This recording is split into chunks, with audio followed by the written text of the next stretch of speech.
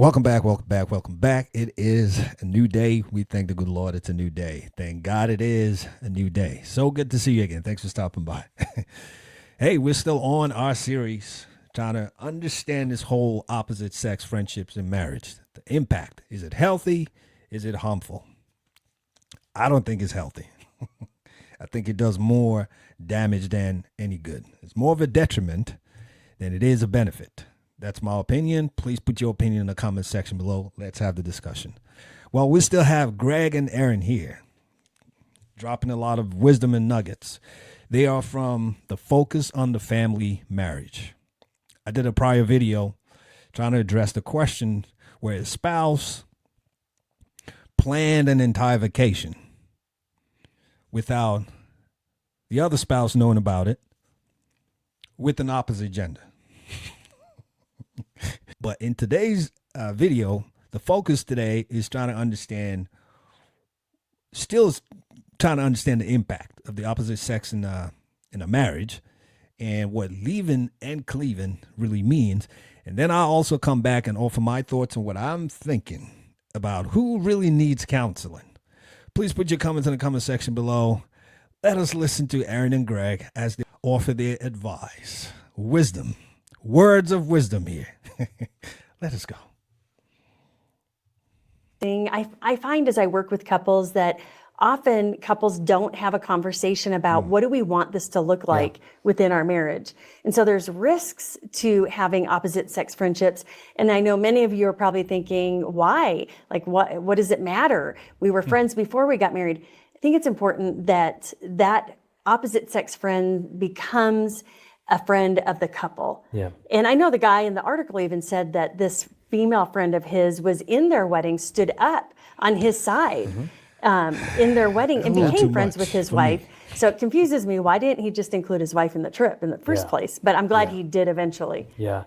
I think for me, I just start with Genesis 2:24, that a man should leave his mother and father, should cleave to his wife, the two shall become one. Absolutely. I think embedded in there is this idea of leaving, is understanding what are we leaving, not just parents, our family of origin, but I think past friendships, I think baggage that we've held on to, some unhealthy things we need to deal with before marriage. And so again, I would say it's hard for me to envision why on earth you would need to maintain a friendship once you're married with someone of the opposite sex. I get that, hey, this is a long term, known this person since I was a little dude, she was a little gal, and what's the big deal? There's nothing there. I mean, I get all that.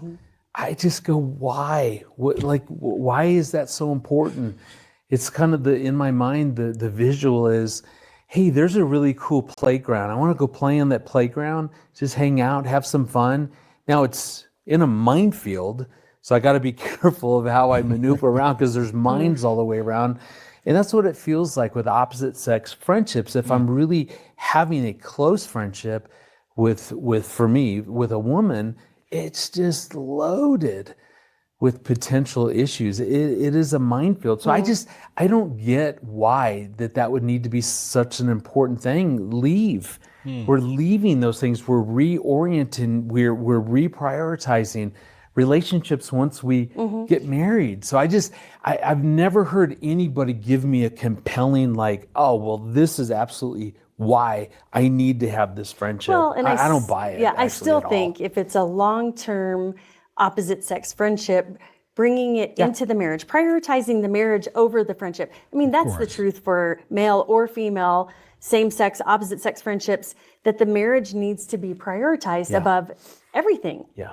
And so it's important to evaluate that, but then really to have that conversation around boundaries. Yeah. What are the boundaries going to be in our marriage for opposite sex friendships? And, I get that there are friendships that have been around for a very long time, but the marriage has to be prioritized. Because again, I want to say, I get the benefit of how you as a female, how you benefit me.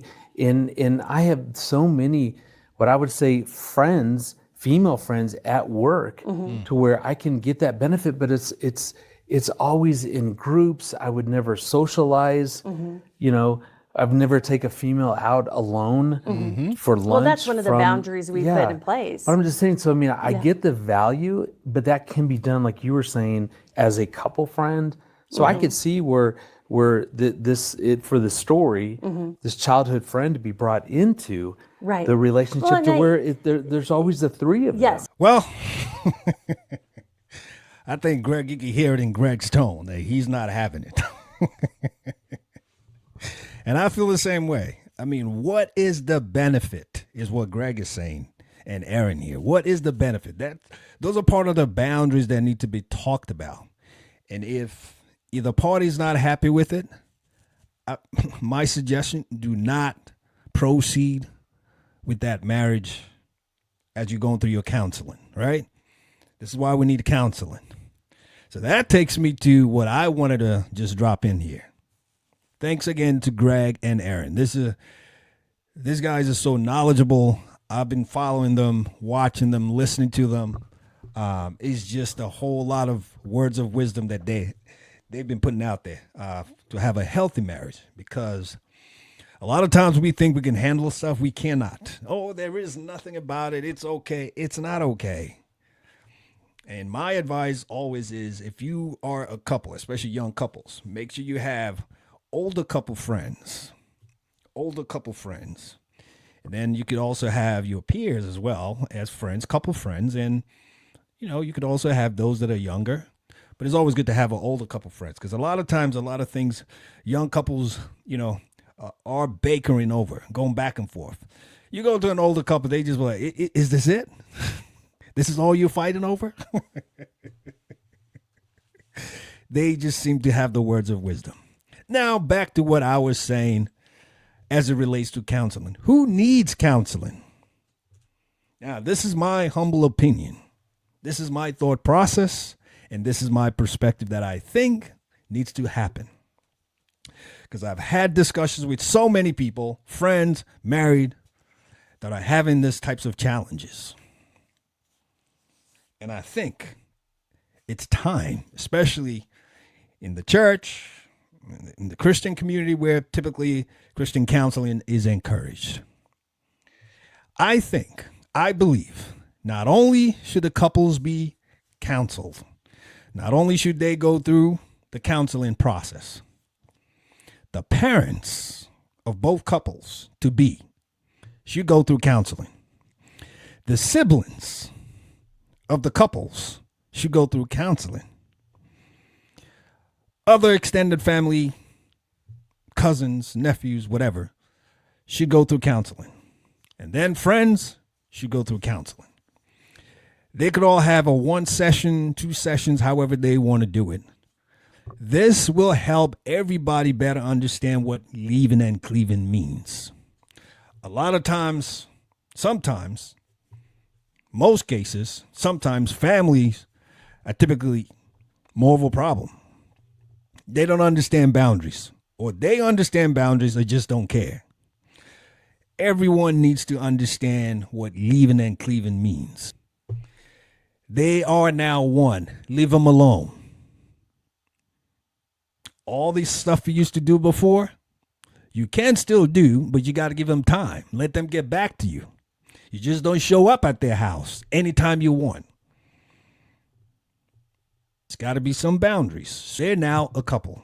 So it's not one person. So the way you dealt with the other person, maybe your son, your daughter, whatever the case may be, your friend, your brother, your sister, it's got to change a little bit. They're never going to stop being who they are or who they were to you, whether it's a sibling or child or cousin, whatever.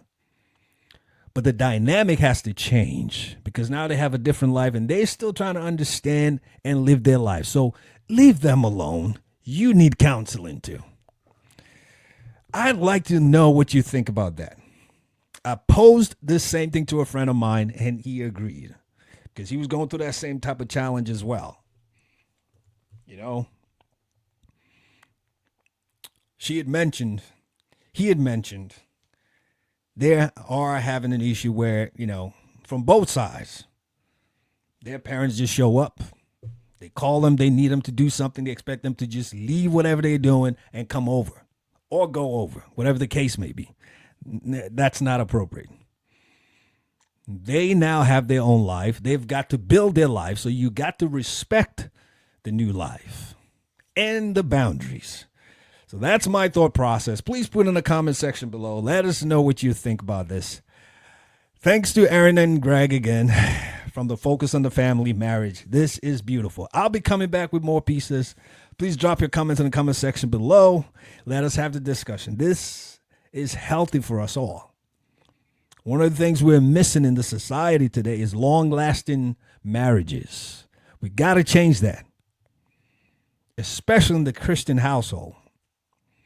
And just in general, we cannot have a half and half. I know we like coffee, but we can't have a half and half. Half the percentage of people divorced, half the percentage in marriages. We cannot have. We got to do better. It cannot be half and half.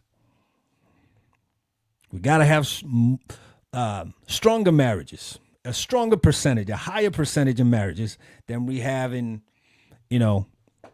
broken marriages. And may God help us. That's my prayer. Hey, you know how we like to wrap it up? We just like to remind ourselves that we always remember we got one life with many seasons. So let's make the best of it. God bless you. And I'll see you soon. You take it now. Bye for now.